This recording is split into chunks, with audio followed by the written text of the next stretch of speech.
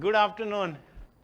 I think if you want to punish any speaker, you have to give him the slot after lunch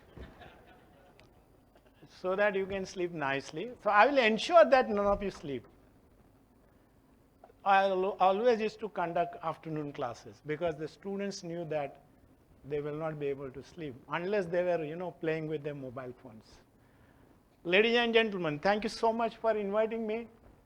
So, there are many things which I can talk about, my personal experience and otherwise, but since the topic is related to green chemistry and, pharma industry, startups and all, so one of the things which he should have said that I was the chairman of this committee of DST, which just my term got over last year, on incubation, innovation, and technology enterprise. And we help many, many universities, IITs, private institutions and all. So Anita Gupta will be coming, she might tell you the entire story. So, so what is this? We have so many pharma companies in India. Some of these top pharma companies, you know that a lot of them exist in Hyderabad. So we know that. And you look at this AstraZeneca, Gilead, Sanofi, Johnson & Johnson, Pfizer, and whatnot, and the kind of money they spend on R&D may go up to 10 to 12%. Do we spend that money? Or, the other issue is that some of these companies acquire startups. My own son had a startup which was acquired by, Bill Gates, because the price went up 5 times. So you can imagine, so these companies, and particularly in United States, it is very true. Guys like Bob Langer of MIT or George Whitesides of Harvard, they have created billion-dollar companies out of their own research, their postdocs and whatnot. Companies like Ginsheim and all. So you imagine the professors there are able to do that, but why our professors cannot do that? And Dr. Ramaswamy, I have just overrode you that you were talking to others that we have too many bureaucratic entanglements here. And we don't allow our faculty to do that because we think they are making money. The VC particular thinks this colleague is making money, so how to stop him? So much so, in my institute, one of the PhD students came and he said, sir, I want to have a startup company. And we did not have any policy. I said, go ahead. By the time he graduated with his PhD, he had a 15 crore turnover and just a PhD student. I could have stopped him. I could have said, oh, don't do it. Rules don't permit. I said, I don't care for rules. I'm the boss, so do it. And he did it. And he was a member of Prime Minister's delegation to Africa because his company made a lot of money. And he's still making a lot of money. So you see, this is what happens. So if you look at the global pharma market in 2023, North America maximum. And one of the things which because the drugs related to Parkinson, cancer, depression is a very big killer. And North America, a lot of people are depressed because they live longer and they don't know how to lead their life. So that you can see that. Then Europe, Asia Pacific is about 24%, and then Latin America, much lower. So look at the future of public health and what pharmaceutical startups can do. One of the things is computer-aided drug design. Now government just answered, in the budget they said 3 centers of excellence in AI will be created. Of course they will go to the IITs, there is no doubt about it. So can they be used in developing new drugs, including medicinal chemistry, the new routes, which you can do it on the screen. Of course, there is a software available for that. Then the gene therapy, non-invasive medical diagnostics, very, very important. So you can have this kind of, bioinformatics stuff. Innovative chemical and biological synthesis of drugs, drug delivery systems, optical fiber treatment, and biocompatible material for medical devices and prosthesis. Because human body is all biocompatible things are required there, so obviously that will be one of the things. So the problems here is the medicinal chemistry. Suppose you take that particular area. and you want to have a startup. You can imagine you have to fight with so many different things. It is not just writing a paper or getting a patent. To bring that into the market takes so many things, so many permissions and all. And now also still we are, importing 80% of API from China. So when people said, okay, let us stop, Chinese import will stop, easy to stop this, apps.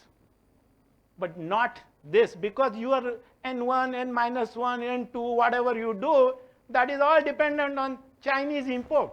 Because I'm on the boards of 6 companies, and I know it is very difficult to do that unless you have your own capabilities, your own R&D.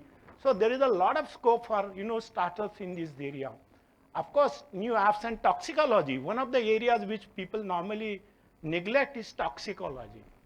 So where is the business? The business is, in making impurities. It's a $1 billion business. One of my own PhDs, about 8 years ago, I said, do you want a job? He said, sir, you always tell us that we should have some startup company. I want to have a startup company. I said, go and start up, have a startup in impurity making. Now, he has contracts from over 150 companies. He makes, milligrams and grams and sells for tons of money. He's become successful because then that is one part of the story, because even PPB or PPM impurity can be a killer. So these toxicological studies, very, very important. So you can have startups in that kind of area. And so impurity and drug repositioning, because the same drug can be used for something else, but still it requires permission. Okay, you are repurposing it or repositioning it. So that is another area where pharma startups will have a lot of business. So of course, this drug informatics, okay? Drug informatics is going to be very, very important. And so you have huge quantity of data available. So this is where AI will help you, okay? And we should make use of that. And again, another interesting thing is the so-called retrosynthesis. You may synthesize something, but retrosynthesis gives you an idea what should be the precursor, whether it is locally available, okay, what sort of impurities are in that, what is the cost. So the retrosynthesis can be done by using AI, okay, and then you go to the laboratories. So look at this machine learning. So something like the healthcare startups were able to raise something like $2 billion in 2020 Q3. And the AI could cut drug discovery costs as much as by 70%, and bringing the drug to the market is about $2.8 billion. Now, why that drugs cost so much, and what can be done in this area? So let us discuss that. So for example, this biodegradable polymeric microspheres for controlled drug delivery or drug deliveries. This is a hotly pursued area. A lot of people are, you ask any pharmaceutical chemist, and if he doesn't talk about drug delivery, he's not a pharmaceutical chemist. The word has become so overused, so that is one thing. So many of these, different type of materials, biocompatible materials, their synthesis and all, that will be another great area for this pharmaceutical startup. So what is the pharmaceutical industry? The products are all complex molecules. We know that there may be several different routes. For example, ibuprofen. There are more than 80 companies making that drug in India. A lot of them exist in Hyderabad. Do they have the same route? No, they have tinkered here and there. They are selling it. I know some of them. And so regulatory is another issue. So startups have to look at this. And there are many steps, too many secrets, too much of art in this industry. And we are talking about science in today's world, right? Impurity profile is more important than the purity profile. And this is, this is very well known. And you know what happened to the silicon implants. And later on, how the companies, particularly in the United States, the people going to the court. And the reactors and separators not designed from the first principles, but a general pot and kettle approach. So if you have multi-purpose industry, multi-product industry, the biggest casualty is this, because they are not designed for that purpose. Now these days, chemists are talking of some interesting code called as, flow chemistry. It is nothing but for chemical engineers, it is continuous flow stir tank reactors. That is flow, but they have hijacked that word. There are journals by that name, flow chemistry. What are they talking about? You have to reduce the inventory in the reactor, so the impurity profile will be reduced, and you can produce more. So that is another area. So this, the reactors, batch reactors, batch reactors costing anywhere in lakhs of rupees in pharma, right? So you must be right. So this has to be done from first principle. And another problem is solvents. There are too many solvents, combinations unthinkable. Get the purity somehow approved. That is what happens. These guys, these marketing guys go to the market and they talk. Maybe they talk at the airport and they say, okay, this drug has a great market. So they come back and tell their chemists, oh, do this, synthesize it. We have a limitation. Within next 6 months, we should be in the market. So the poor guy, what he do? Because the management is pressurizing him. So he tries to use all sorts of combinations of solvents to get the drug or the product. But he doesn't think that it has to be separated. And you know that once you have a drug master file in pharma industry, you cannot change anything. And they have to use all the time pure solvents. They cannot reuse the solvent because of the problems of impurity. So you imagine what must be happening. So the solvents, I know I was a consultant to a company, sucralose. I will tell you the name of the product. 8 different solvents were used. So I said, are you crazy? Why are you using 8 solvents? So he said, sir, no, our DMF is already decided. We can't change it. If you want to show some tricks to us, we will go by that. So this is where, so the startup companies must know all these things because it has to go to the market. So minimum number of solvents, minimum number of steps, maybe so-called single pot synthesis or cascade engineered approach. And the time cycles are a casualty. And you know why? It is always an 8-hour shift or 16 or 24. So even if the shift is over, the reaction is over in 4 or 4 and 5 hours, these guys nicely wait. So that waiting time can create additional impurities. So this is another problem in this industry, and changes are not approved easily due to the strict quality control. This is one of the problems in pharma industry. So what startups in pharma industry can do? Okay, these are some of the companies which I found on the net.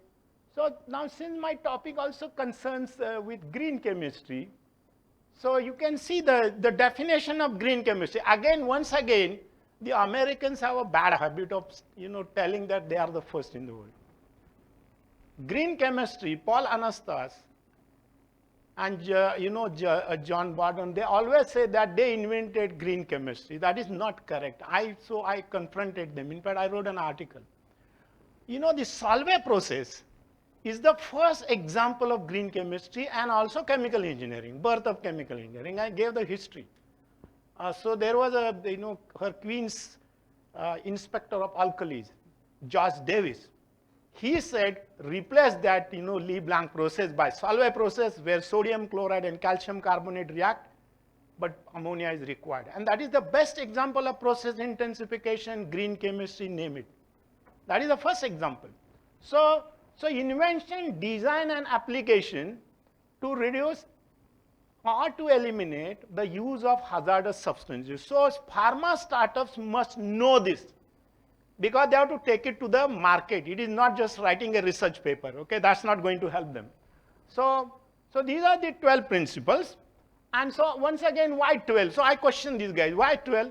Why not 13? Like Indira Gandhi's 20-point program. Because, there were 12 agrochemicals containing chlorine.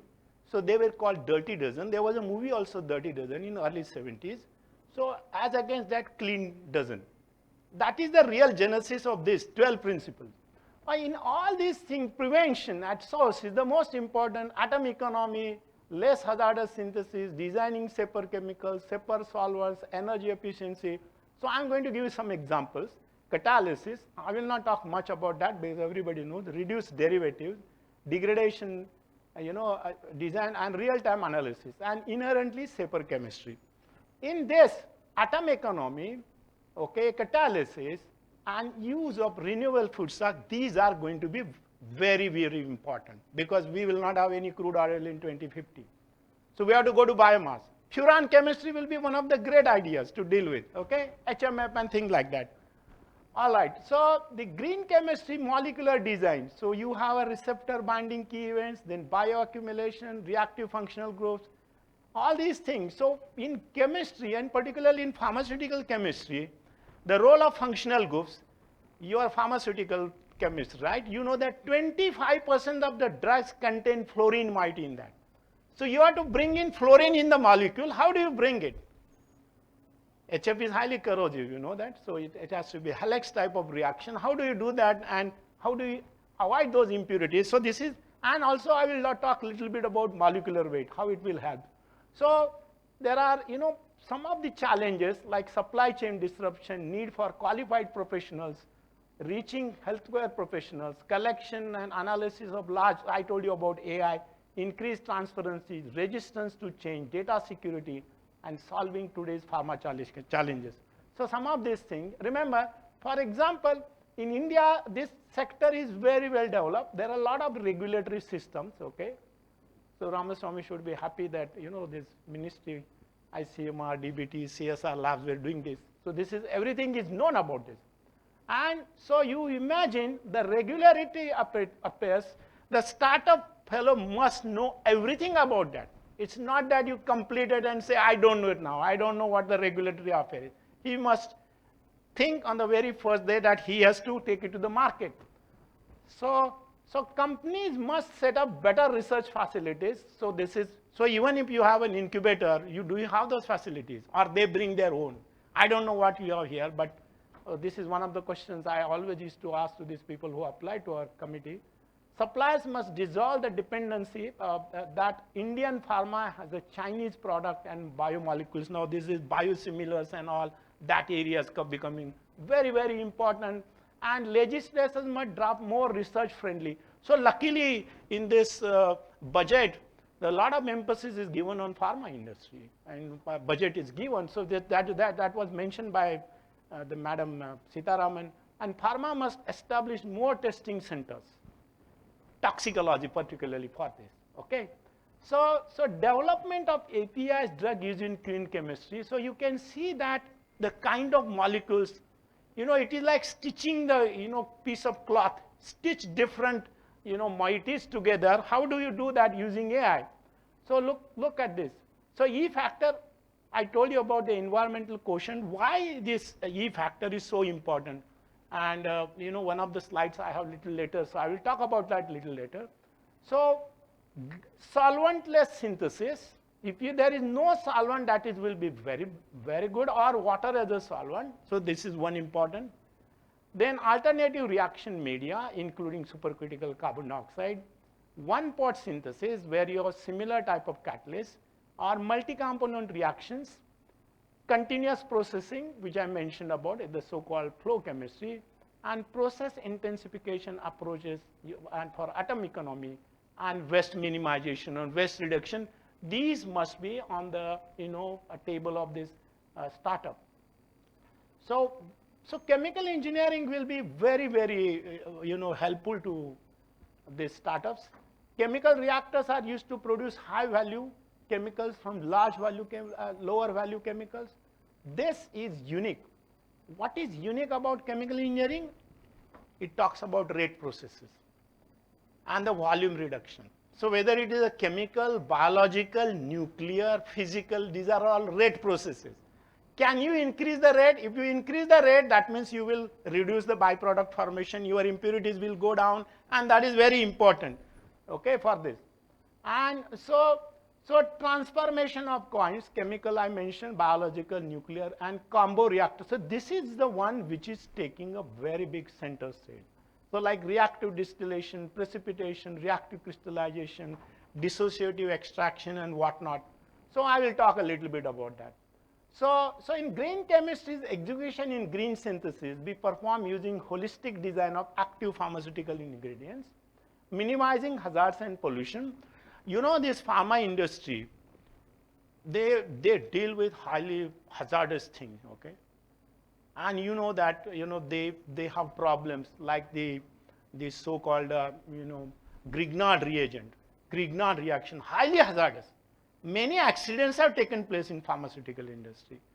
And if you do that kind of reaction in a continuous manner, in a microreactor, that will be very good. So why do it in a big scale? So studying those kind of things in the microreactors will be helpful. So each step of the reaction scheme from raw material to the intermediate to the final product. So lower the number of stages, better it is from impurity viewpoint. So can you do that? So this is where AI will again help you. And so look at this. A very interesting paper was published in American Chemical Society. Look, these are some of the most important drugs which are being investigated, and a lot of projects have been undertaken by many things. So this is the cascade synthesis or one-part solventless synthesis, biocatalysis, organoisotope catalysis, multi-compound reaction, bio-based building blocks, name it. And all of these things can be used in many of these drugs. So this is very interesting for us. And one of the things I mentioned is that safer chemicals. We use a lot of hazardous chemicals. Can the chemical be made safe? So this is where the structure-activity relationship helps you. And so once again, so even a slight variation in the geometrical, conformational, or stereo properties can make a chemical toxic or non-toxic. So one of the things which is talked about in this is the so-called, isosteres as against isomers. So can dyes, surfactants, and other intermediates be made using SAFE to this design or redesign at this particular molecule? Okay, so isosteres can be used as a replacement for toxic chemicals. Okay, that is different, isosteres.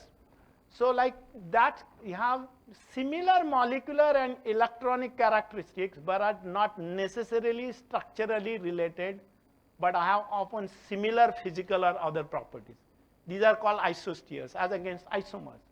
So this is, for example, hydrogen is an isostere of fluorine, hydroxyl group is an isostere of amine, or also methyl group, and thiol group is isostere of chlorine, because they have similar electronic structure. So they can be replaced to have a safer chemical.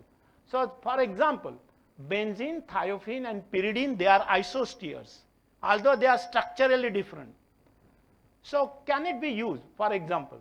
So this, I already mentioned about this. So then another interesting aspect is reducing derivatives. Protection, deprotection is a pastime of chemists. Is it required? If suppose the chlorine or bromine is not required in the final molecule, should we have it in the first place? That is the approach. So you should not have it. So that means activation of that particular molecule without the presence of any halo group is very, very important. And can it be done? So yes, answer is yes. So the other issue which I mentioned about is the so-called benign solvents and auxiliaries. So look at the problem, because we always talk about environmental, economic, and hazard. This is what is the principle of green chemistry. So look at the solvents, and so solvents can be used for cleaning and coating, purification, recrystallization, steam distillation, chromatography, analysis, and reactions. Okay, particularly it is for dilution and heat transfer effect. Like that is why you do this so-called reflux condensation, because you want to take care of the heat. So normally what happens what is not happening in pharmaceutical industry is solvent recycling. So I used to debate, because as a consultant, I used to always debate, why are you not using it? They said, sir, no, we cannot use it. We have to always buy pure one. And in the same industry, we talk about ZLD, zero liquid discharge. So the guidelines and the rules and regulations, they need a relook because of this. So you have reactor, then you have a separator, you get solvent. So if you recover 95% plus, you are in business. That's what they say. So yes. So can we have an internal use of non-volatile solvents? That is one of the things which is always talked about in the industry. So we have phase transfer catalysts, biphasic reactions, supercritical carbon dioxide, ionic liquids, fluorous solvents. These are the so-called alternate reaction media. So you must always think about this when you're doing this. So look at this. eco-friendly solvents. So you have raw materials, biodegradability, biorefinery is a very big concept now as against the chemical refinery. You have bio-derived solvents. So there are 23 solvents in industry which can be replaced by this benign solvent. For example, glycerol. So fatty acid derivatives or carbon dioxide based derivatives, okay? So all these things are possible like ethyl acetate, ethylene carbonate, N-butanol, butyl acylate, gamma valorolactone, okay? All these things are useful as eco-friendly solvent. So some of the things, the recommended, so there are 3 pharmaceutical companies which are recommending solvents and they say some of the solvents should not be used. So like water, ethanol, isopropanol, etc. But problematic is like methanol, tertiary butanol, benzene alcohol. Problematic is methyl tetrahydrofuran, heptane, etc. And hazardous and totally hazardous. You said like diethyl ether, they normally use it in the laboratory. The student should be told never use it. It's the worst kind of solvent to be used because you cannot use it on the large scale. So this is well known, but people still do that. So there is a GSK solvent selection guide.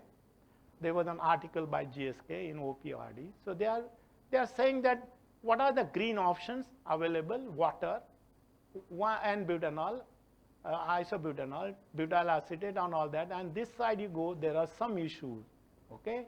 And the chlorinated solvents are the worst kind of solvent, except MDC, which is used in pharmaceutical industry because there is no replacement available for that.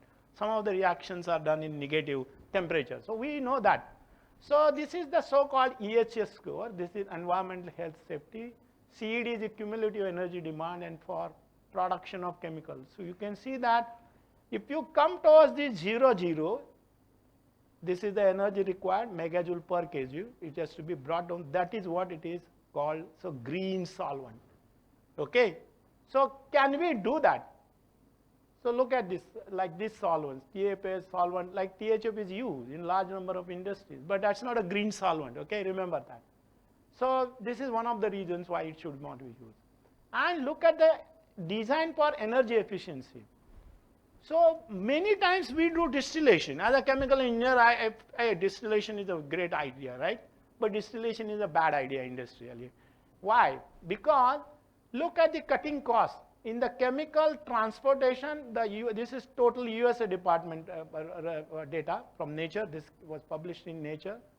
So 98 quads, they say 45 to 55% energy is consumed for separation processes.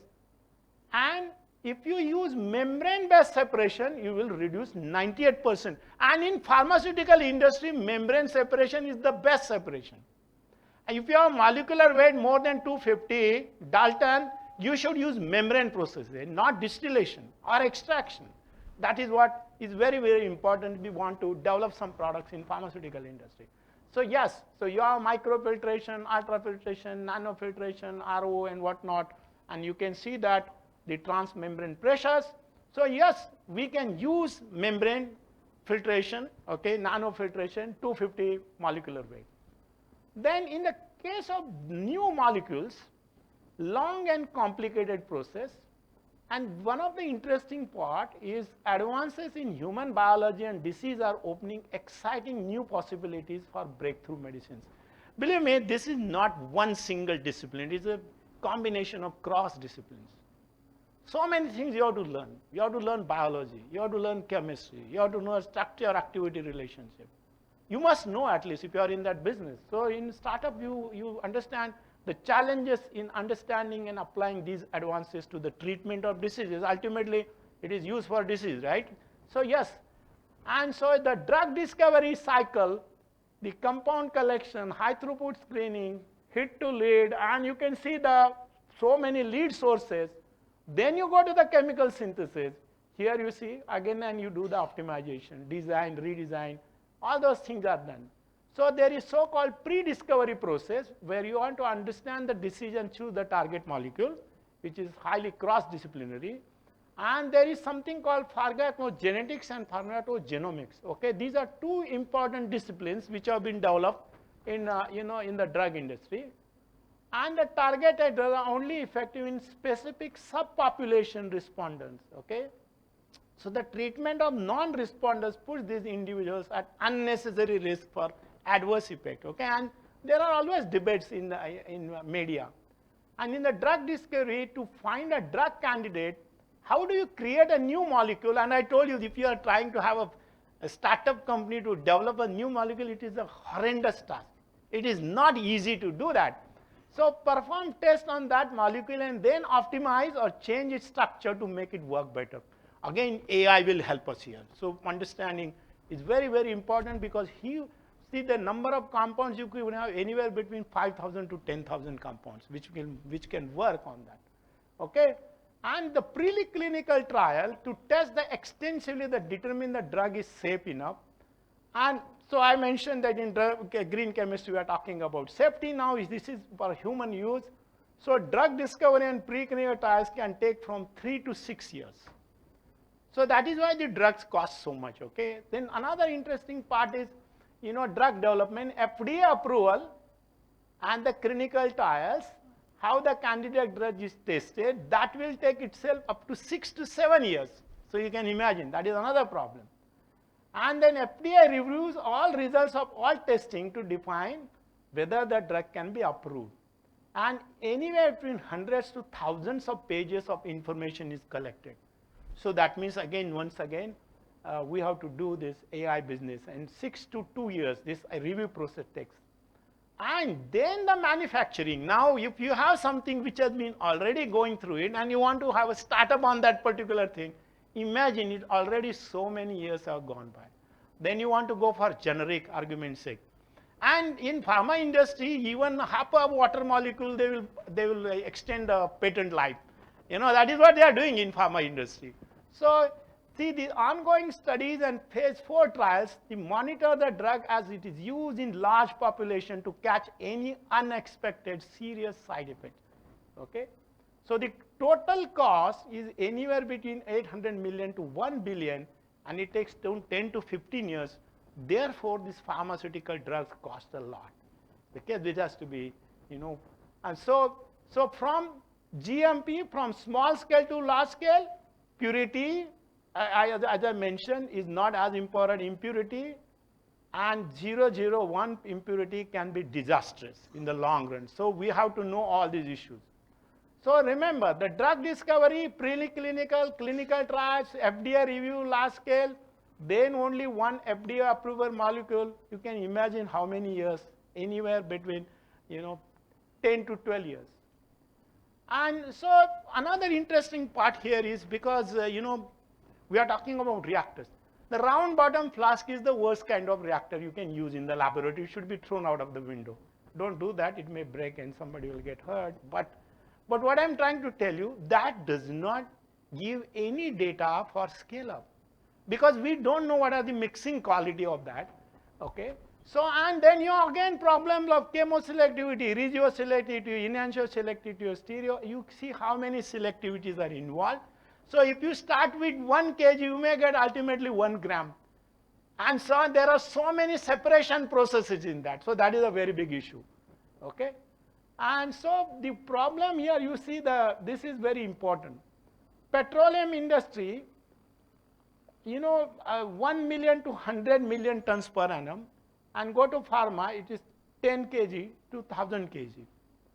And E factor, that is the waste produced, it could be anywhere between 15 to 100 in pharma.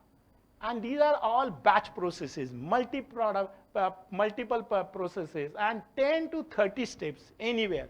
And at each step, you lose the efficiency. So you create additional impurities. So this is the problem. So reducing the number of stages and increasing the atom efficiency is very big challenge in here. So you can see that, see some of these chiral blockbusters, Lipitor, Zocor, Procrit, all these chiral, drugs. And separation is very, very important. And then you are talking about enantiomer drugs with racemic mixture and single enantiomer, and thalidomide, one of the things people were talking about, is one such drug. Okay. And there is another problem. This is a problem with professors and students also. They don't know what is a product, co-product, byproduct. The definition must be clear to you. Co-product means you cannot change it. It will be always there. Simple example, you do esterification with alcohol and acid, you will get water as a co-product.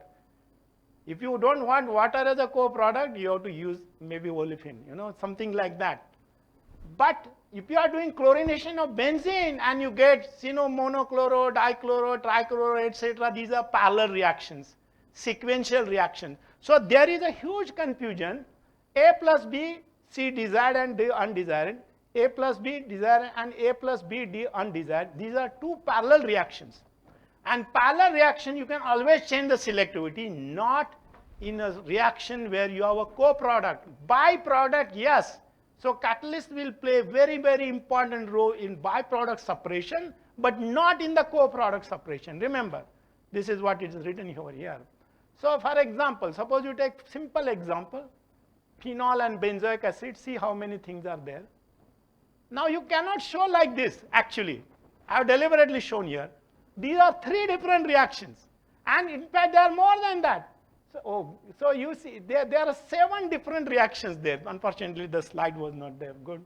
But anyway, so what happens? Then another interesting part, what I mentioned about the round bottom, flask. Okay, this is what it is. This is a round bottom flask and the magnetic needle. This is the favorite tool of chemists. Bad. It is bad. You cannot generate any data of design data which are required. So look, it is the majority are multiple reactions. Mixing pattern is important. Mass transfer, heat transfer, kinetic parameters, power input per unit volume, hazard and safety, lab reaction time. Sometimes you still read literature. Overnight it was kept for heating. Whose overnight? And how many hours is that? You read that stupid sentence, right? In literature, good papers, they write overnight. What is overnight? Overnight in America could be different than overnight in India, right? So overnight is not a scientific terminology. So this is what normally is. So this is a bad reactor. So it should not be used. And then scale up statistical design of experiments, tip speed or superficial velocities, only rates of reactions and formations are required. Product profile must be determined. Impurity profile must be developed for slow reactions and mechanism of formation of products and byproducts. Longer the reaction time, more are the byproducts. Very difficult to separate. You have problems. So reducing the batch time, argument's sake, I have done this exercise in 80 hours time, I brought down to 13 hours time.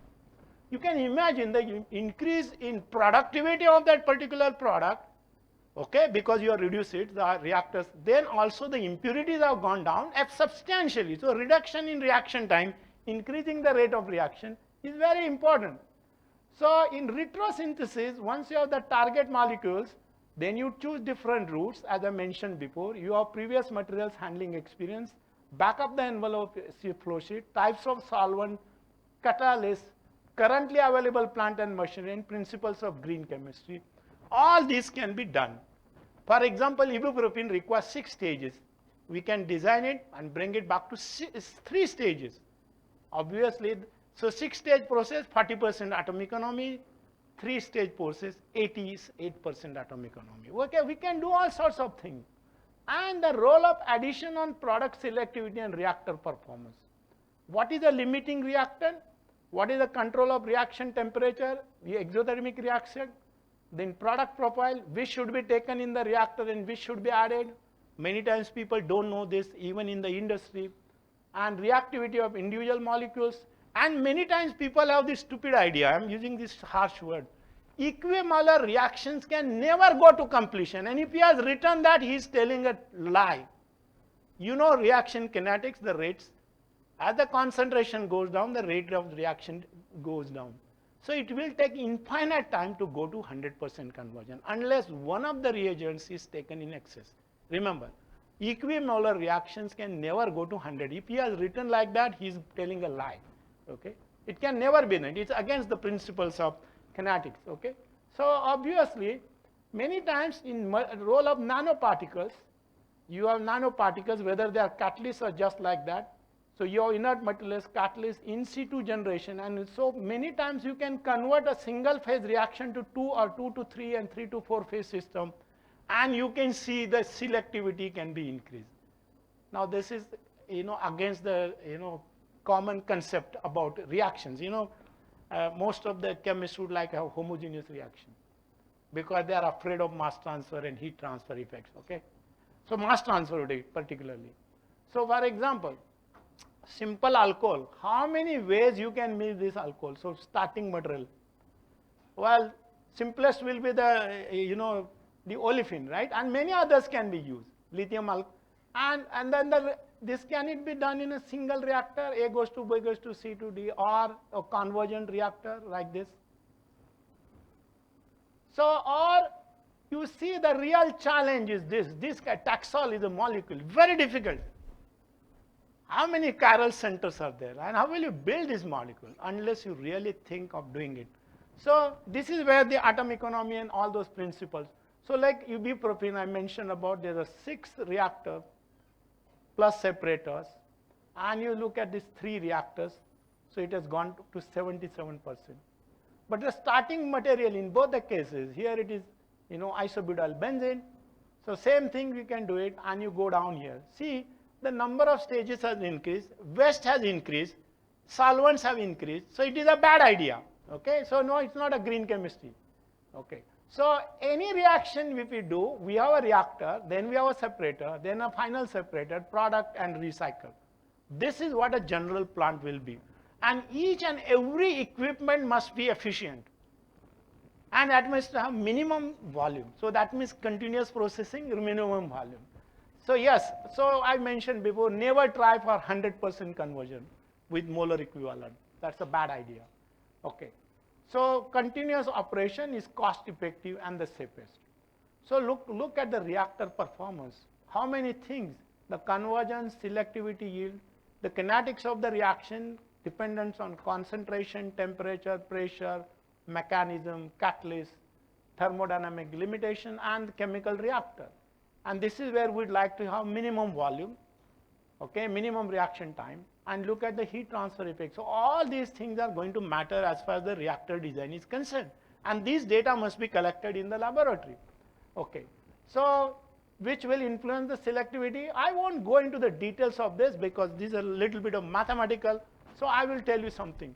So many times we have the reactors which are used, typically mechanically agitated reactor, stirred vessel, Fadler reactors, bubble column, gas-inducing time of hydrogenators, slurry reactors, loop reactors. Now these are becoming very, very important, and fixed bed reactors. These are the ones which are used in industry, but most of the industries will use mechanically agitated or the so-called slurry reactors if it is a catalytic reactor. Okay. So yes, we can have acids, lot of reactions.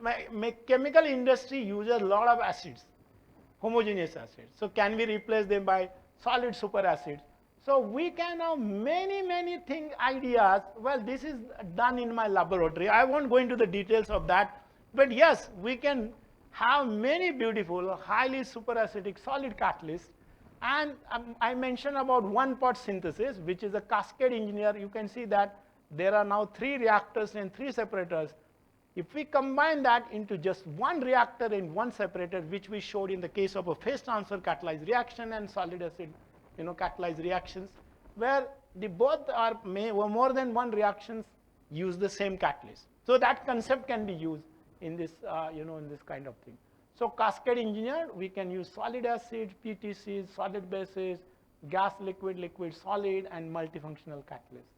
Okay, and you see the acid catalysts in process industries, all sorts of reactions are using acids, highly corrosive, and you have impurities. So in pharma industries, you should get rid of this, liquid acids. You should go for solid acids, okay?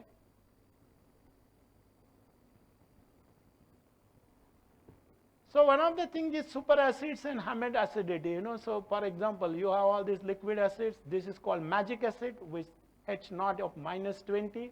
And these are solid acids, like sulfated zirconia and all. So we produce an acid which, ideal will be this. We produce this UDCAT series of acids which are super acidic. First time in the world we recorded this, that this is more super acidic than sulfated zirconia. We patented that, of course.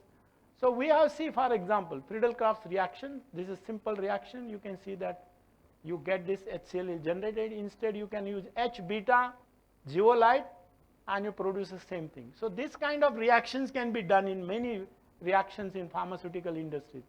For example, we did this work on salicylaldehyde through oxidation of orthocresol, where we had this octahedral molecular sieves, nanorods, you see that, and you get salicylaldehyde, okay? Very interesting compound. Similarly, we did, 2-methyl imidazole, okay? So you can see that it's a single state imidazole carboxylate with hydrogenate, so you can get this. Many, many different type of reactions. I'm not going into the details of this. What I'm trying to tell you, using the green principles, green chemistry principles, green engineering principles, you can design better molecules, pure molecules, change the chemistry, the routes, and also reduce the reactor volume and processing time. That is what we did. Many, many things, like benzaldehyde, for example, you see. Then this is based on dodecafunctional phosphoric acid and MCF. You see, this is a cascade reaction.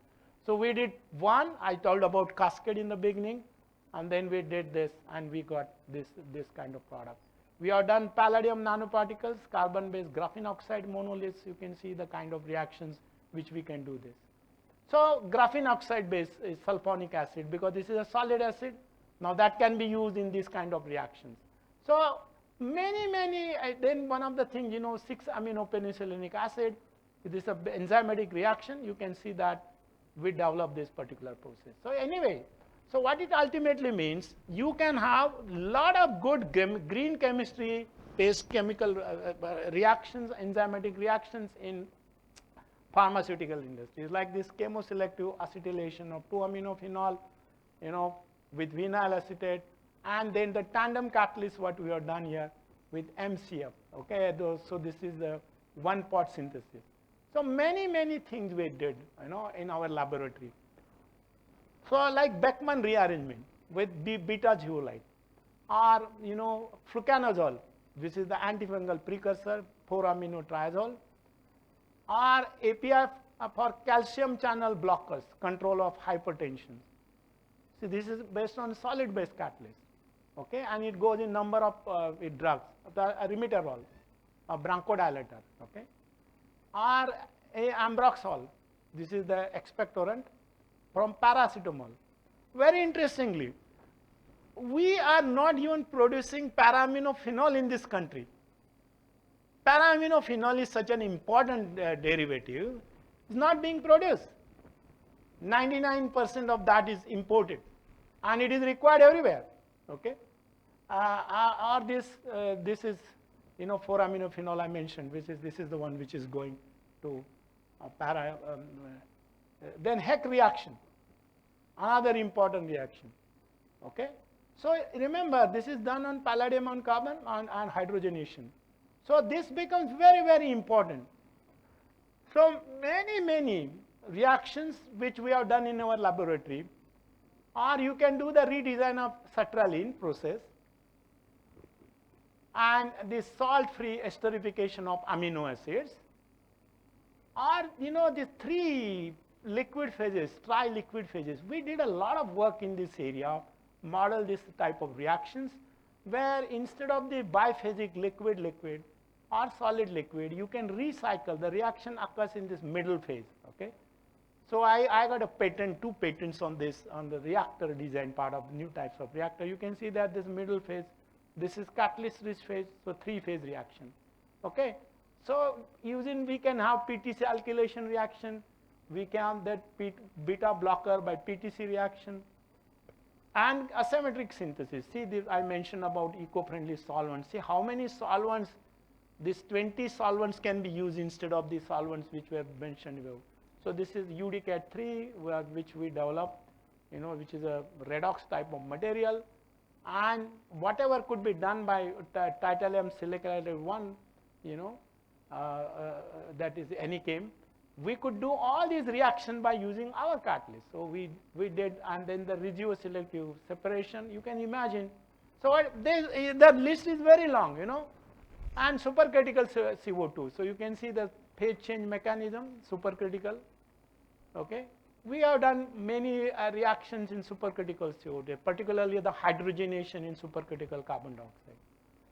And modafinil synthesis, you see how many different stages are there. We could certainly do these reactions. So anyway, I'll go towards the end of this. Safer chemicals I mentioned to you, isosteres I mentioned. And so for example, in pharma industry, one of the issues is related to carcinogenic molecules. I'm going down, yes. I'm going to finish it. Yeah. So can we make the carcinogenic molecule, safer? The answer is yes. This is the site of epoxidation. And that is what I mentioned in the beginning. Fluorination. Why there are 25% drugs with fluorine? Because this blocks the epoxide formation, which is responsible for cancer creation. Okay. So this is based on. So anyway, we can do many, many things, in this. I will go towards the end of my presentation. So pharma startup face many, many challenges because drug discovery is a very complex business. Chemical engineering will be playing a very important role, and green chemistry principles can be adopted for a number of industrial processes. Converting biphasic reaction into triphasic reaction leads to waste minimization and economic benefits within the realms of green chemistry. And cascading of reaction leads to better catalyst utilization, reduction in separation cost, and enhanced throughput and economics. So the API and drug industry ought to consider these kind of things. So innovation is the key for survival of future, and pharma industry involves many complex and hazardous reactions and processes, so green chemistry can be used for that. Finally, I must thank my group. I have a huge research group still working in my laboratory, so many things were done by them. So thank you for inviting me to give this lecture. Some of you were in a trance mode, so maybe without the use of the drug mentioned over there. At least laugh for a while, isn't it? Then I will feel happy that you listened to my lecture. Okay, thank you very much. Thank you. Yeah, he's chasing me actually. He's looking at me all the time. So I had to, yeah. No problem, no problem. Yeah, you have to maintain the clock, right? Should I go down? Thanks a lot for all your, in-depth discussion, especially on the technical side. And that the audience will really understand what are the problems the industry is facing, so that they can. So you actually optly provided all the problems for a lot of biotech to actually think around and then come back with certain solutions, basically. Thanks a lot for your.